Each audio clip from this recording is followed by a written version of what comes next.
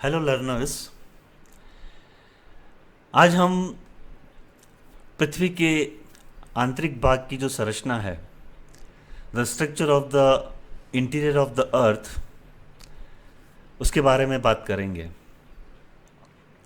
तो एक तरह से आज हमारी जो ये जर्नी है, यह एक वर्चुअल जर्नी है टू द अर्थ सेंटर, और पृथ्वी के केंद्र तक की यह आभासी यात्रा जिन प्रमाणों पर आधारित है, उनमें भूकंपीय तरंगों की पथ एवं गति संबंधी विशेषताएं, ऊर्जा प्रवाह, एनर्जी फ्लो, उल्कापिंडों से मिले जो साक्ष्य हैं, उनके आधार पर पृथ्वी का आंतरिक भाग कैसा है, यह जानने की कोशिश करेंगे।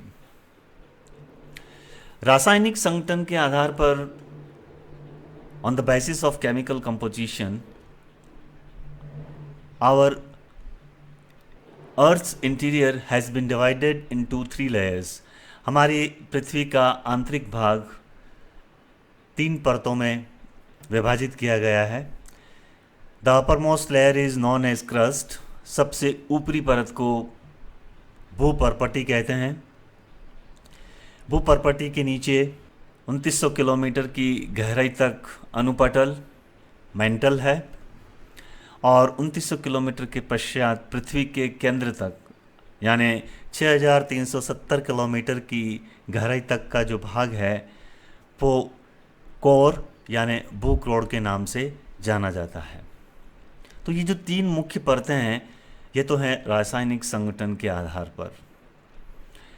लेकिन जब हम पृथ्वी के ऊपरी भाग से पृथ्वी के केंद्र तक की यात्रा प्रारंभ करते हैं, तो इस रासायनिक संगठन के अलावा आंतरिक भाग के व्यवहार, बिहेवियर, और उनके भौतिक जो गुण हैं, उसके आधार पर हमें कुछ और मंडल और कुछ और परतें भी जो है मिलती है, जिनमें लिथोस्फीयर, जो कि क्रस्ट और मेंटल के सबसे ऊपरी भाग से मिलकर बना है, जिसे हम स्थलमंडल कहते हैं, और इस लिथोस्फीयर के ठीक नीचे जो मेंटल का अनुपटल का जो सबसे ऊपरी भाग है, एस्थोनोस्फीयर, जिसे हिंदी में दुर्बलता मंडल कहते हैं, ये रासायनिक संगठन के आधार पर विभाजित नहीं किए गए हैं, अपितु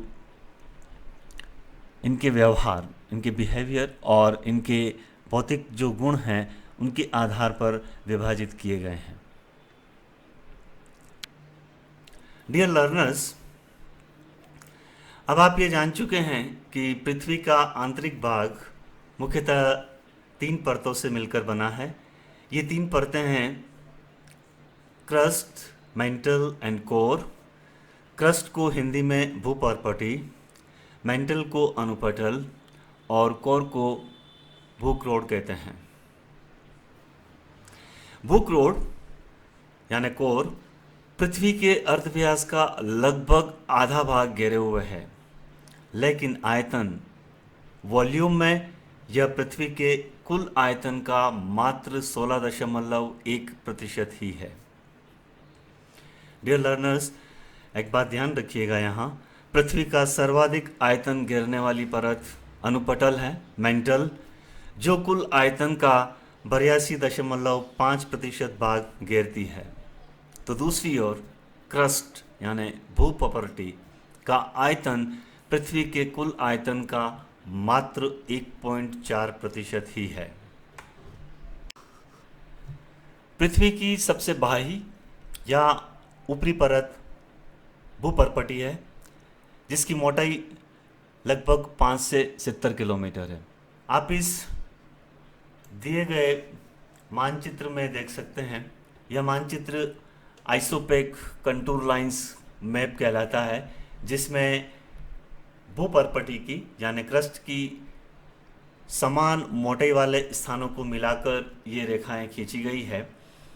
आप इस दिए गए मानचित्र में भूपर्पटी की मोटाई देख सकते हैं कि महासागरीय भागों में इसकी मोटाई काफ़ी कम है, 10 मीटर के आसपास।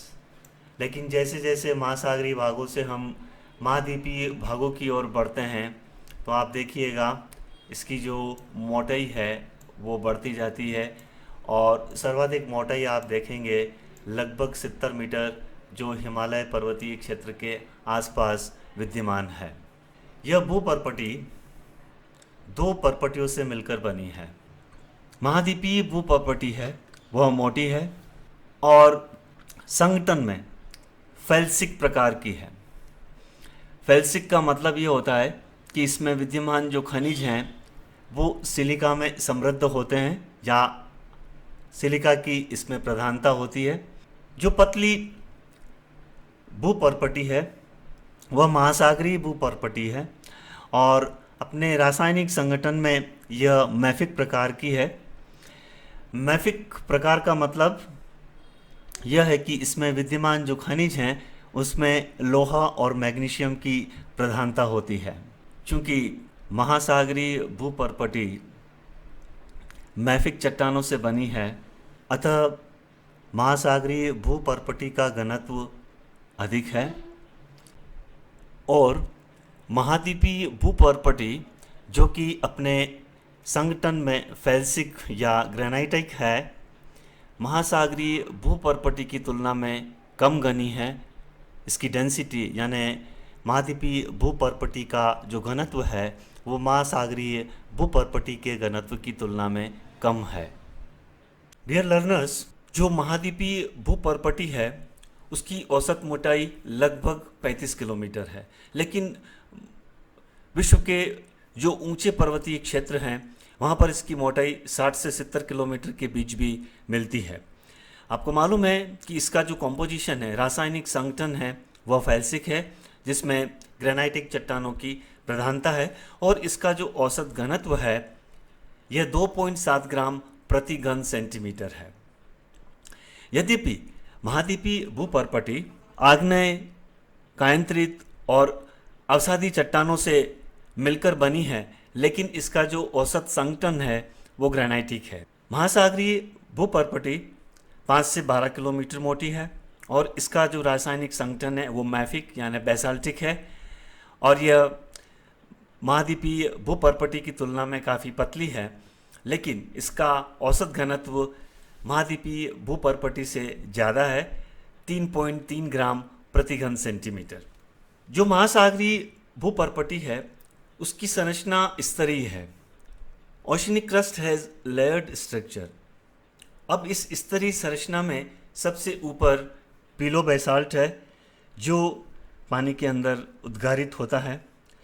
पिलो बेसाल्ट्स के नीचे शीटेड डाइक्स होते हैं जो अंतर संयोजित बेसाल्टिक डाइक्स होते हैं और शीटेड डाइक्स के नीचे गैब्रो चट्टानें होती है जो मोटे रवेदार वाली होती है और ये बेसाल्टिक लावाई के धीरे धीरे ठंडा होने से बनती है।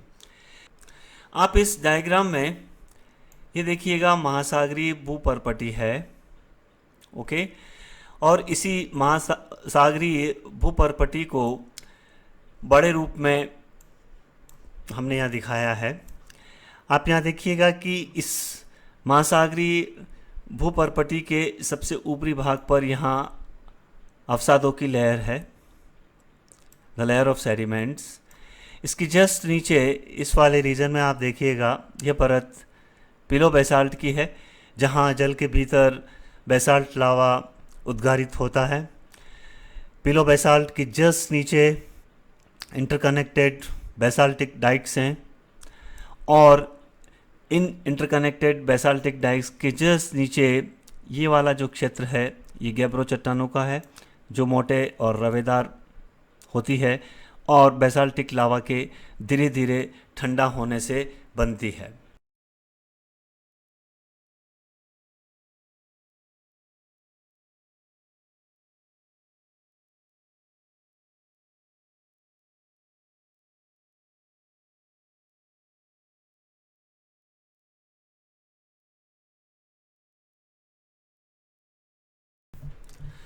अब हम दोनों ही जो क्रस्ट हैं, कॉन्टिनेंटल क्रस्ट और ओशनिक क्रस्ट, इसकी आपस में तुलना करते हैं। सबसे पहले तुलना करते हैं हम मोटाई को लेकर। तो हम पाते हैं कि जो महाद्वीपीय भूपर्पटी है वो 20 से 60 किलोमीटर मोटी है, और जो महासागरीय भूपर्पटी है वो 5 से 12 किलोमीटर मोटी है। यदि इनके मिनरल कंपोजिशन की बात करें तो कॉन्टिनेंटल क्रस्ट फेल्सिक यानी ग्रेनाइटिक है, और जिसमें फेल्सपार और सिलिशियस खनिजों की अधिकता है। तो महासागरीय जो भूपर्पटी है वो मैफिक और बेसाल्टिक रॉक से निर्मित है, जिसमें मैग्नीशियम और फेरिक मिनरल्स की जो है प्रधानता है। यदि हम दोनों के कलर की तुलना करें तो कॉन्टिनेंटल जो क्रस्ट है वो जनरली हल्के जो कलर वाले खनिज हैं उनसे युक्त है, और जो महासागरीय भूपर्पटी है वो सामान्यतः गहरे कलर वाले खनिजों से युक्त होती है। इन दोनों की डेंसिटी की तुलना करें तो जो महाद्वीपीय भूपर्पटी है उसकी औसत जो डेंसिटी है, औसत जो घनत्व है वो 2.7 ग्राम प्रति घन सेंटीमीटर है, जबकि महासागरीय जो भूपर्पटी है उसका औसत घनत्व 3.3 ग्राम प्रति घन सेंटीमीटर है। यदि इन दोनों की आयु की तुलना करें तो महाद्वीपीय जो भूपर्पटी है वो काफ़ी पुरानी है, करीब 2.6 बिलियन ईयर्स ओल्ड, जबकि आपकी महासागरीय जो भूपर्पटी है वो मात्र 200 मिलियन यानी 20 करोड़ वर्ष पुरानी ही है। अब आप ये देखिएगा कि जो भूपर्पटी है वो मेंटल यानी अनुपटल पर तैरती है। महाद्वीपीय भूपर्पटी का घनत्व कम होने के कारण महाद्वीपीय भूपर्पटी महासागरीय भूपर्पटी की तुलना में अनुपटल में अधिक ऊंचाई तक तैरती है। घनत्व में अंतर का एक महत्वपूर्ण परिणाम यह होता है कि प्लेट विवर्तनिकी के कारण जब महासागरीय भूपर्पटी यानी ओशनिक क्रस्ट जब कॉन्टिनेंटल क्रस्ट के साथ टकराती है तो कम घनत्व वाली जो महाद्वीपीय भूपर्पटी है उसके नीचे अधिक घनत्व वाली जो महासागरीय भूपर्पटी है उसका अनुपटल में क्षेपण हो जाता है, यानी मेंटल में वो सबडक्ट हो जाती है, और यह सबडक्शन यानी यह क्षेपण विवर्तनिक घटनाओं एवं स्थल रूपों को जन्म देता है। अनुपटल मेंटल जो कि पृथ्वी की दूसरी परत है और क्रस्ट के नीचे 2900 किलोमीटर की गहराई तक फैली हुई है। मेंटल यद्यपि लगभग पूरी तरह से ठोस चट्टानों का बना है, लेकिन यह निरंतर गति में है, बहुत धीमी गति से बह रहा है। यह रासायनिक संगठन में अल्ट्रामैफिक है, जिसका अर्थ है कि इसमें मैफिक चट्टानों की तुलना में अधिक लोहा और मैग्नीशियम है और बहुत ही कम मात्रा में सिलिका भी है। यद्यपि मेंटल का रासायनिक संगठन समानता लिए हुए है, लेकिन इसमें विभिन्न गहराइयों पर विविध प्रकार के खनिज संगठन एवं विविध भौतिक विशेषताओं से युक्त परतें होती है।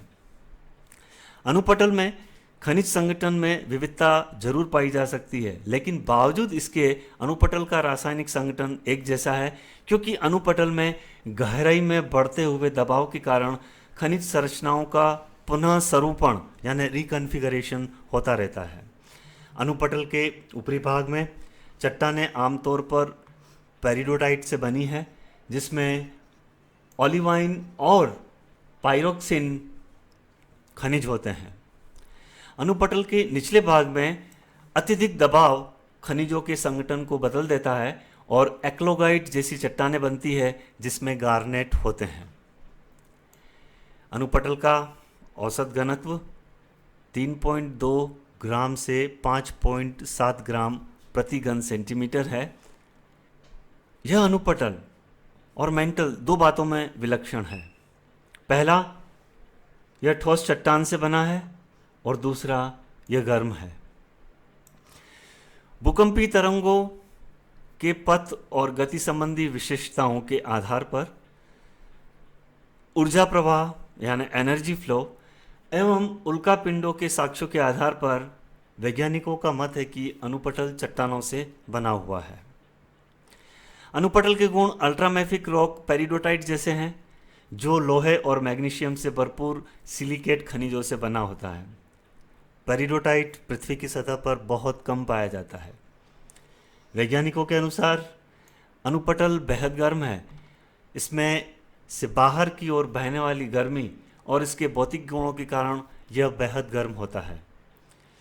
पृथ्वी के भीतर ऊष्मा दो तरह से प्रवाहित होती है, संचालन और संवहन, कंडक्शन एंड कन्वेक्शन। संचालन को ऊर्जा हस्तांतरण, एनर्जी ट्रांसफर के रूप में परिभाषित किया जाता है, जो परमाणुओं के तेजी से टकराव यानी कॉलिजन के माध्यम से होती है और जो केवल तभी हो सकती है जब पदार्थ ठोस हो। ऊष्मा गर्म से ठंडे स्थानों की ओर तब तक प्रवाहित होती है जब तक कि सभी का तापमान समान न हो जाए। मेंटल यानी अनुपटल ज़्यादातर बुक रोड यानी कोर से निकलने वाली गर्मी के कारण गर्म होता है। संवहन प्रक्रिया द्वारा पदार्थ में प्रवाह होता है, यह हम सभी जानते हैं, और इस प्रवाह में संवहन धाराएं विकसित हो सकती है।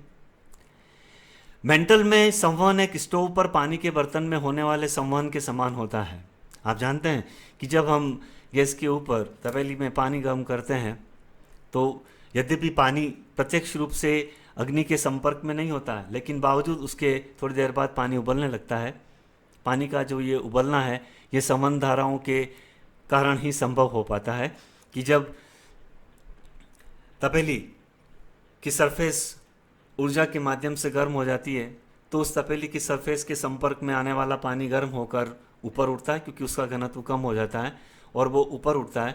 ऊपर का ठंडा पानी उसका स्थान लेने के लिए नीचे आता है, क्योंकि ठंडे पानी का घनत्व अधिक होता है, उसकी टेंडेंसी सिंक होने की होती है, तो वो नीचे आकर अपना स्थान ग्रहण करता है और जब वो गर्म होता है तो पुनः वो हल्का होकर ऊपर उठता है। तो धीरे धीरे एक संवहन धाराओं का क्रम बन जाता है और बर्तन में पानी जो है वो उबलने लगता है। ठीक इसी प्रकार से जो बुक रोड है वो मेंटल की सामग्री यानी पदार्थों की जो निचली परत है उसको गर्म करता है और इसकी वजह से कण अधिक तेजी से आगे बढ़ते हैं। चूँकि गर्म हो जाने से ये फैलते हैं और इनका घनत्व कम होता है तो ये ऊपर की ओर उठते हैं और संवहन धाराओं को जन्म देते हैं। जब गर्म पदार्थ सतह पर पहुंचता है तो यह क्षैतिज रूप से फैलता है और धीरे धीरे ठंडा होता है, क्योंकि यह अब बुक रोड के पास नहीं है, वहाँ से काफ़ी दूर आ चुका है। अतः यह अंततः ठंडा और घना हो जाता है और वापस मेंटल में डूबता जाता है। जब ये उस स्थान पर पहुंचता है जहां गर्म मेंटल पदार्थ ऊपर उठता है तो मेंटल संवहन कोशिका का एक चक्र पूर्ण होता है और यही संवहन धाराएं अनुपटल की सबसे महत्वपूर्ण विशेषता हैं। ये संवहन धाराएं ही प्लेटों की गति का कारण बनती है या प्लेटों को गति प्रदान करती है। क्रस्ट के नीचे 670 किलोमीटर की गहराई तक ऊपरी अनुपटल या अपर मेंटल का और उसके पश्चात 2900 किलोमीटर की गहराई तक लोअर मेंटल निचले अनुपटल का विस्तार है। ऊपरी अनुपटल का घनत्व 3.9 ग्राम प्रति घन सेंटीमीटर है, जबकि लोअर मेंटल का जो घनत्व है वह 5 ग्राम प्रति घन सेंटीमीटर है। ऊपरी अनुपटल में अपनी भौतिक विशेषताओं और अपने व्यवहार के कारण एक बहुत ही महत्वपूर्ण संरचनात्मक फीचर जो है वो पाया जाता है, जिसे हम लिथोस्फीयर यानी स्थलमंडल कहते हैं। यद्यपि स्थलमंडल को स्पष्ट सीमांकित करना कठिन है, लेकिन यह भूपर्पटी और अनुपटल के ऊपरी भाग से मिलकर बना है। अनुपटल का जो ऊपरी भाग भूपर्पटी के नीचे से जुड़ा रहता है स्थलमंडल की श्रेणी में आता है और विवर्तनिक प्लेटें इसी स्थलमंडल के ही टुकड़े हैं। यह बड़ा ही नाजुक पार्ट है और दृढ़ पदार्थों से मिलकर बना है, लेकिन इसके पदार्थ जो है वो टेक्टोनिक प्लेट्स के रूप में मूव करते हैं। स्थलमंडल के नीचे एस्थोनोस्फीयर यानी दुर्बलता मंडल है। दुर्बलता मंडल भी ठोस है, लेकिन इसमें कहीं कहीं पिघली हुई चट्टानें विद्यमान हैं, जिसकी वजह से स्थलमंडल की तुलना में यह मंडल कमज़ोर, दुर्बल या कम दृढ़ है। इस मंडल की यह दुर्बलता प्लेट विवर्तनिकी के लिए बड़े महत्व की है, क्योंकि इस मंडल के ऊपर चारों ओर तथा इस मंडल में घूमने वाले जो स्थलमंडलीय टुकड़े हैं उनको यह दुर्बलता मंडल या एस्थोनोस्फीयर विरूपित यानी डिफॉर्म कर देता है। इस मंडल के दुर्बल होने के कारण ही प्लेटें इस पर घूम या तैर पाती है, अन्यथा प्लेटें अपने स्थान पर स्थिर हो जाती। भूक्रोड कोर मुख्य रूप से लोहे से बना होता है, जिसमें कम मात्रा में निकल भी होता है। सल्फर, ऑक्सीजन या सिलिकॉन जैसे हल्के तत्व भी इसमें मौजूद हो सकते हैं। भूक्रोड बेहद गर्म है। इसका तापमान 3500 डिग्री से 6000 डिग्री सेंटीग्रेड से भी अधिक होता है। लेकिन इस तथ्य के बावजूद कि आंतरिक और बाहरी कोर के बीच की सीमा सूर्य की सतह जितनी गर्म है, केवल बाह्य कोर जो आउटर कोर है वो तरल या द्रव है। आंतरिक कोर ठोस है क्योंकि उस गहराई पर दबाव इतना अधिक है कि यह दबाव कोर को पिघलने से रोकता है। जो बाह्य भूक्रोड है उसका घनत्व 9.9 ग्राम से 12.2 ग्राम प्रति घन सेंटीमीटर, और आंतरिक जो भूक्रोड है, इनर जो कोर है, उसका घनत्व डेंसिटी 12.9 ग्राम प्रति घन सेंटीमीटर है। बाह्य भूक्रोड आउटर कोर जो पृथ्वी के आंतरिक भाग की एकमात्र द्रव या लिक्विड परत है, अनुपटल में चलने वाली संवहन धाराओं का स्रोत है। तो ठोस आंतरिक कोर की स्पिनिंग से ही पृथ्वी का चुंबकीय क्षेत्र उत्पन्न होता है। डियर लर्नर्स, अगले वीडियो में मैं आपको भूकंपीय तरंगों के पथ एवं गति संबंधी विशेषताओं के आधार पर जो पृथ्वी की आंतरिक संरचना को वैज्ञानिकों ने बताया है के बारे में बताऊंगा। इस वीडियो को आप जरूर देखिएगा। Dear learners, let's play with this interactive quiz, and we just want to test our knowledge, what we have learned so far or after watching this video.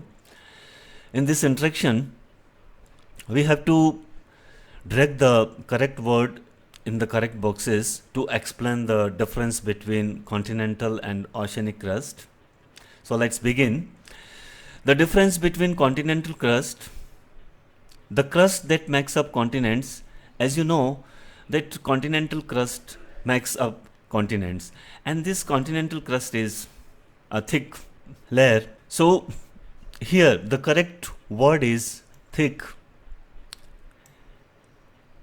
And ocean crust, the crust making up the ocean floor, is an essential feature of Earth's plate tectonic presses. We have already discussed that our oceanic crust is a thin crust, so here thin is the correct word. The crust floats on the mantle, and the density of the crust determines how high or low it floats. Continental crust makes up continents because it has a lower density,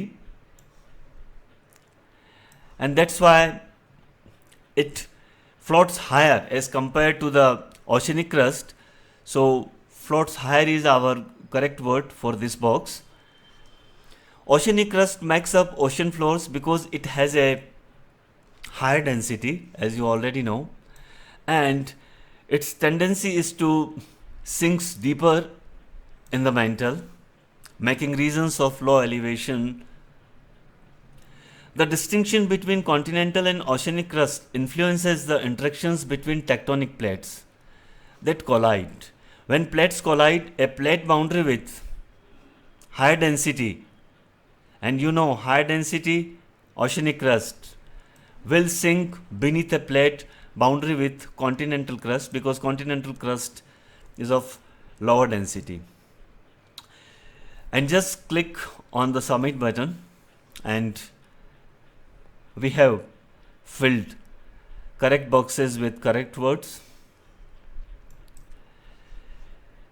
इसी interaction को हिंदी में लेते हैं।